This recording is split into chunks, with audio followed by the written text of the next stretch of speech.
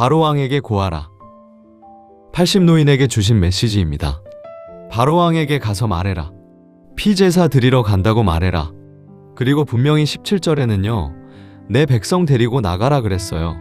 내가 능한 손으로 너와 함께 하겠다. 엄청난 역사에 일어난 겁니다. 이것은 400년 만의 회복입니다.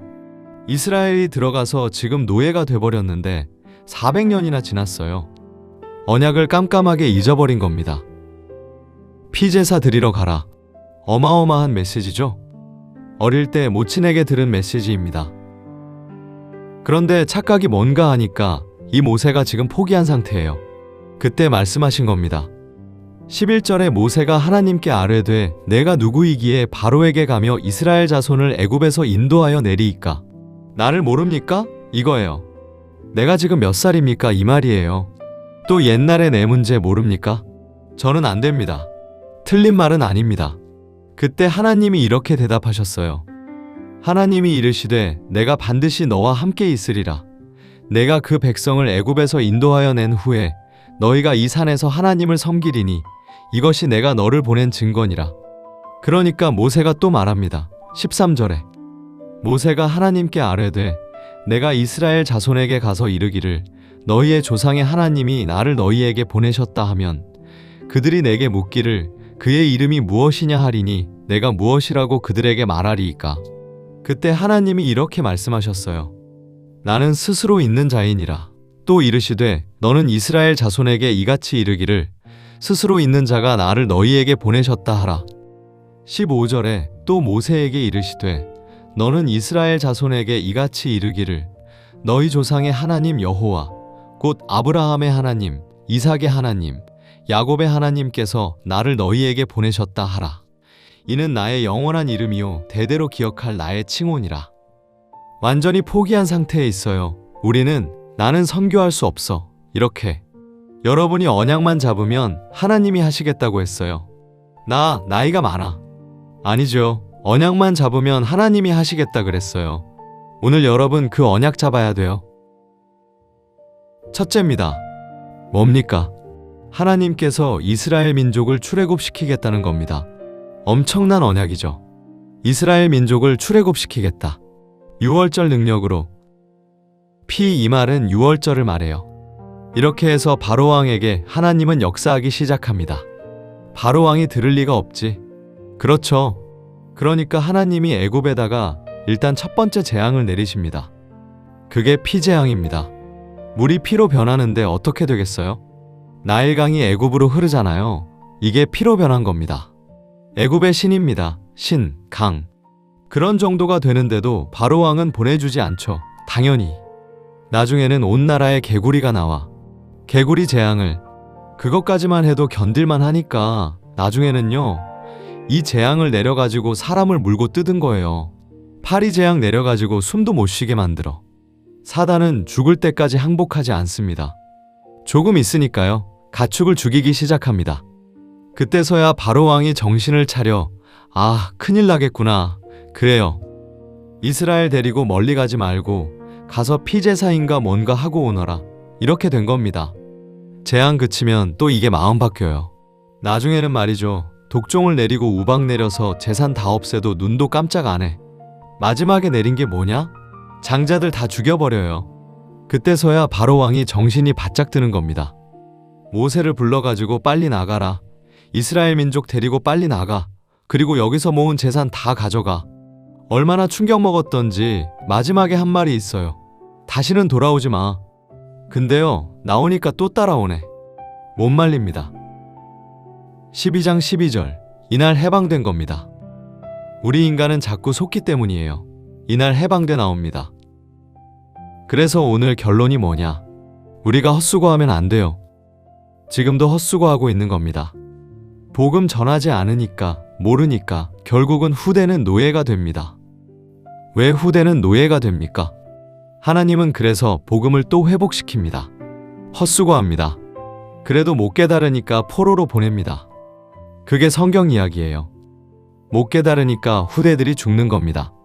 나중에는 저 유랑민으로 흩어버립니다. 그래도 못 깨닫는 거예요. 헛수고하면 안 돼요. 가능하면 우리 랩넌트들, 교역자들, 중직자분들은요. 여러분의 평생에 내가 해야 될 선교, 뭐다, 언약 잡는 게 좋아요. 나는 나이가 많아. 없습니다. 모세 80에 불렀다니까요? 나는 능력이 없는데. 능력이 있을 때 부른 게 아니에요. 능력이 없을 때 불렀어요. 왜냐? 답은 하나입니다. 내가 너와 함께 하겠다. 그게 증거야. 장로들에게 가서 말해. 여호와께서 보내셨다고 해라. 이런 일들이 벌어집니다. 이 정도가 아닙니다. 광야 40년을요. 하나님은 통과시킨 겁니다. 그 계획을 놓고 데리고 나가라. 같은 축복입니다만 오순절 능력이죠. 유월절을 늘 잊어버리지 마라. 그래서 성막 중심으로 너희의 장막에서, 모임은 또 회막이죠. 회막에서. 다 비슷한 말입니다만 중심이 뭐냐 하면 하나님의 능력으로 광야 길을 가라. 그렇죠? 우리는 이 땅에 어떤 재앙이 임할지 아무도 모릅니다. 복음으로 막아야 되는 겁니다. 결국 속습니다. 속지 말아야 돼요. 그런 정도가 아니죠. 오늘 3장 17절에 보면 이런 말 했어요.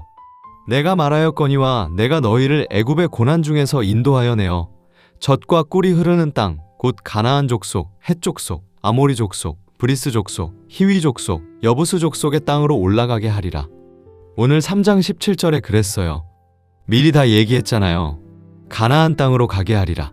확실한 약속입니다. 수장절의 축복. 가게 하겠다는 겁니다.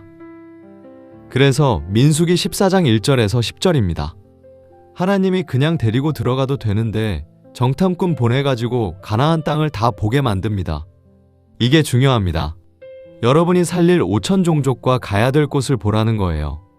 그런데 갔다 와서 10명이나 못 간다. 그것은 가치도 없는 얘기고요.